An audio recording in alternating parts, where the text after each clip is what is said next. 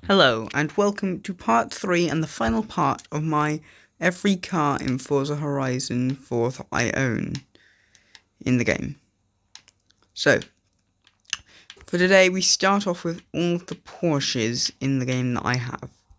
The first one is the Porsche 911 GT3 RS that was from the year 2019, because I also have another one in the game. It's branded with Forza Motorsport 7, which is another Forza game that I have. And it's designed just like a couple of other ones in this series that you will have seen.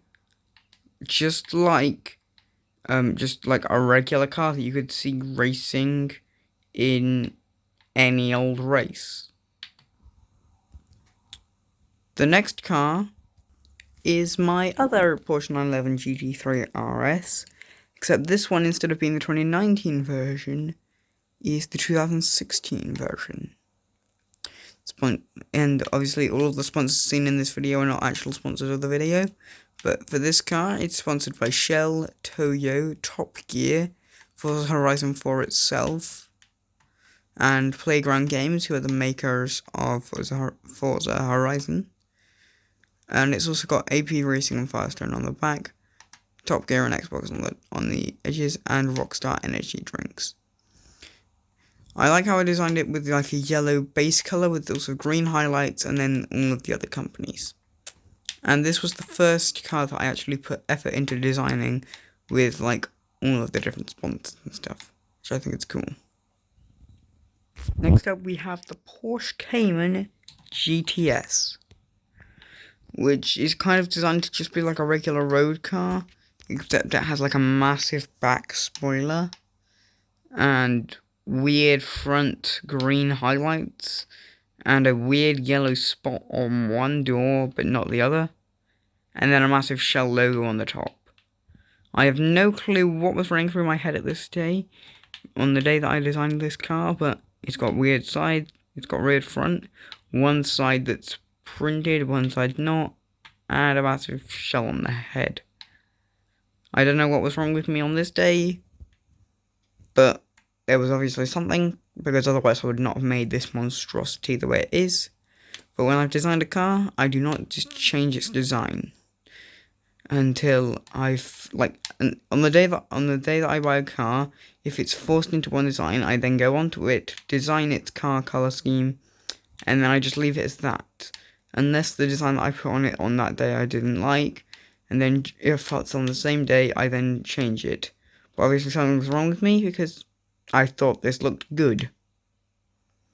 If I allowed myself to go back and change something, I would just put this yellow spot on the other side, and then at least it would be symmetrical.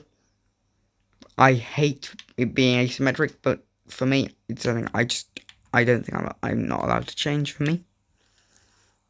Which, yeah. Anyway, the next Porsche is the Porsche Macan Turbo. And this car is one that, for me, I designed to be both sporty, but also more of an off-roading car, which is why it has a massive front bumper, mud caps, I don't know what they're actually called, mud flaps, I don't know, but like to keep mud off of it, and then it also has the headlights on the top. I also gave it a matte finish instead of like a shiny one, just because then if it got scraped it would be like not really as showing, I guess. I don't really know why I made some decisions, but I did. Anyway, the last Porsche that I have in this game is the Porsche 918 Spider, or 918 Spider. And it's one that I was given as a gift by the game, which is why it's got this special Xbox kind of design. Which I think is nice, because I would expect the car to be black, and then it just has these darkish to going light green highlights, which I just think makes it look nice. And that is the last Porsche in the game. And again, like in the other videos, if you disagree with any of my takes on what a car looks like in this video, you're welcome to disagree in the comments. The next car that I have in my garage in Forza Horizon 4 is one that I completely forgot that I had actually Red Bull sponsored. In the first video, I believe I said that there was only 3 sponsored Red Bull cars that I had in the game, maybe 4, but I completely forgot about this one, which is the Ram 2500 Power Wagon. So it's got a Red Bull, it's got just the bull from Red Bull on the side, some tires in the back and on the back, and some headlights on the front. And for me, it was designed as like, for some reason, a racing Ram pickup truck thing. I don't know why I did, but I do actually have a second one in my collection as well, which I'll show you now. And here it is. It's nothing special. It's just a regular car. Nothing special about it. It's just got like a little black in the front, like a nose thing, and that's about it. It's just the other one, except not modified at all. So not much really good about it. Next up is the one and only. Next up is the one and only Reliant that I have in the game, the Reliant Supervan 3, which is just a 3-wheeled van. I haven't really changed it much. I did give it like a roof rack thing for some reason, but I just kind of think the car is cool, I guess. It's not my favourite though. I've just gone into the car and I've actually just decided to add some stuff to it. And all I did was add these 2 extra front wheels. But still, I added something to it for no real reason apart from the fact that I was bored. And that happened literally right as I was putting the camera recording thing down to go on to the next segment. But anyway, now we will go on to the next segment for real, which is my Renaults. The first Renault that I have is the Renault Clio 200 the Renault Clio RS 200 EDC. There's not really much special about it other than the fact that I made it this bright lime colour, which I think was like a colour that I got from the colour spectrum instead of like its manufacturing colours, just because I think that sometimes just a random standing out colour is actually kind of fun. And so that's what I did with this car. That's all I really have for it. Next is the Renault Megane RS 250, I think that's what it's called. And with like all of my Renaults, I think, I didn't really do much with them, other than maybe give them an extravagant colour. Because for me, these Renaults are like just road cars that are like small family cars that you could have. Even if they are actually the sport cars, I don't really see them as such, I just see them as like the regular road car. I know that that's a bad opinion to have, but it's just what I think currently. Next up we have the Renault Clio just RS, not RS 200 EDC, it's just the Renault Clio RS. And just like the regular Clio, it's got an extravagant tealish colour. And that's all really there is to it, for me. And now we have my last Renault, the Renault Clio Williams. It's got these little mud flaps on the side of the wheels. I think that's what they are. A tyre on top. And headlights at the front.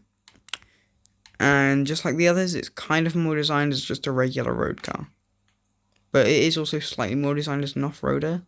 But not really that much. We're into the final 9 cars now.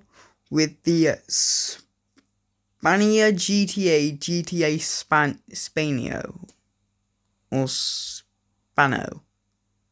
It's really weird. It's like, this car's name seems to me just like its brand name just flipped, because it's, instead of being Spanio GTA, it's GTA Spanio, which is really confusing, kind of. But anyway, this car, for me, the design is horrible, but it's something I was gifted by the game, and the game's designs you can't really get back if you changed them.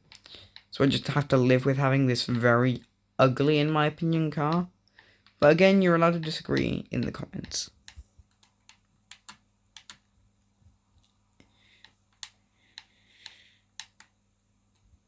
Anyway, the next car is the Ultima Evolution Coupe 1000 actually no. The Ultima Evolution 1050 Coupe, I think is what it's called. I might have got some of the words mixed up there, but it doesn't really matter.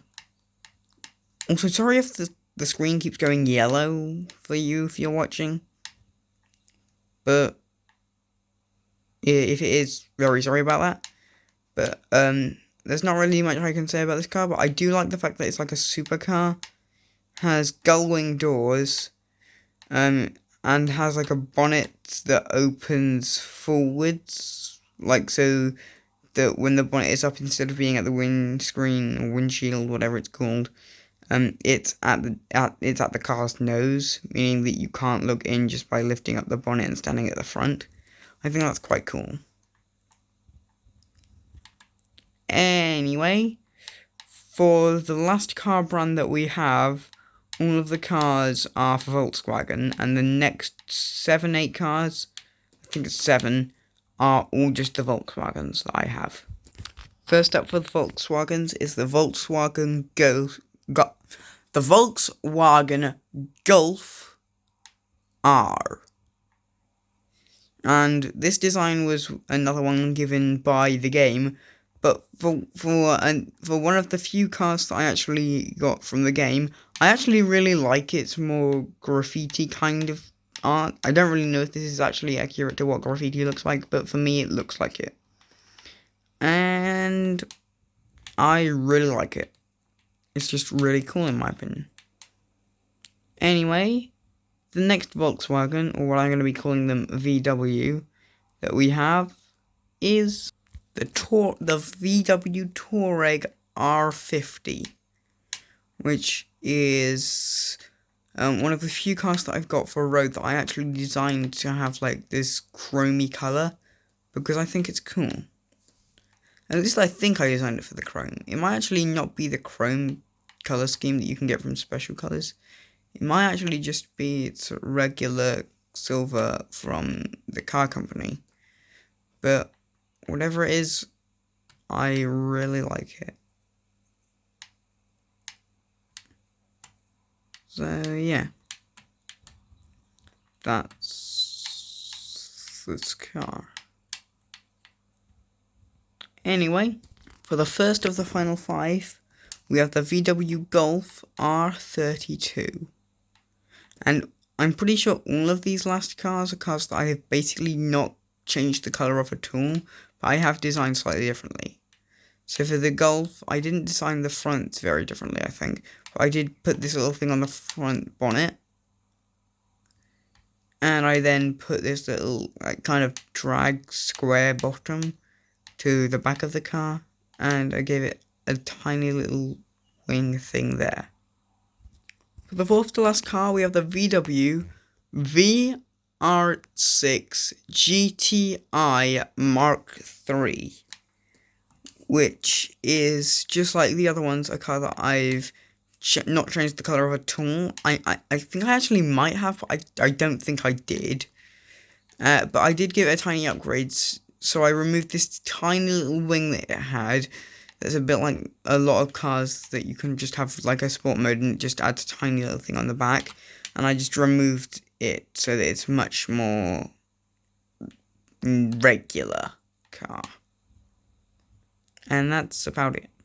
For the third to last car that I have in the game, we have the Golf GTI from back in like 1980. I think it's like 1983. This car I've done almost nothing to, except add a little kind of like snow shovel thing to the front, and tiny thin wing thing to the back, which is that tiny black little disc right there.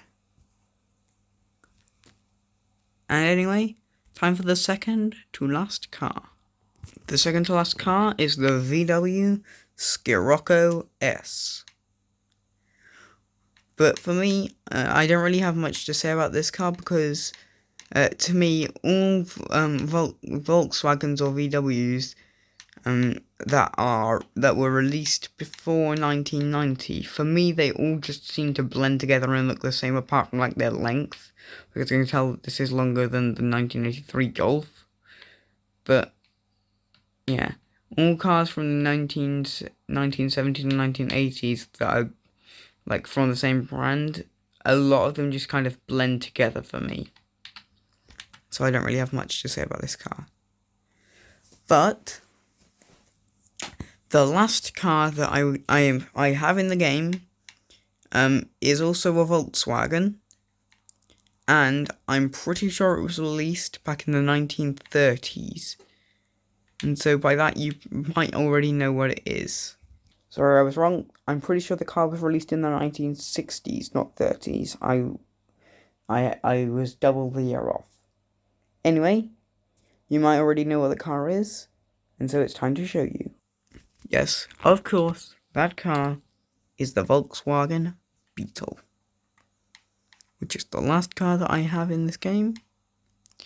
And this specific one that I have, I updated so it has a little bit on the back, a little bit of that thing on the bumper on the back. Same thing on the front. And this little roof rack on the top. And this is the last car in the game. And so, this concludes my series of all of the cars that I own in Forza Horizon 4. I hope you've enjoyed this video, and if you've watched it all through the entire series, I hope you've enjoyed those other two videos as well. And if you watched it all the way through, you probably liked the video, so I would like to ask you to like and subscribe. And that's all. Goodbye.